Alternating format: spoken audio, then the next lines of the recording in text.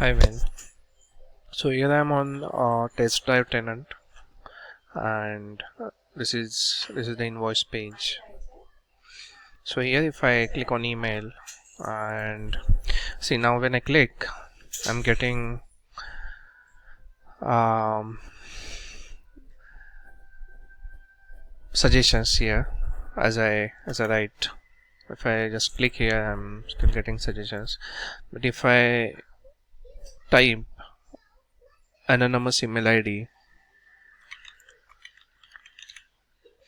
and if I click outside, it validates that email ID is anonymous and it's not.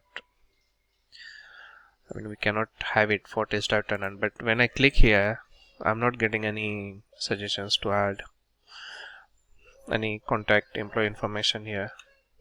So even if I type, the suggestions are not getting listed. Yeah, that's the issue. Thank you.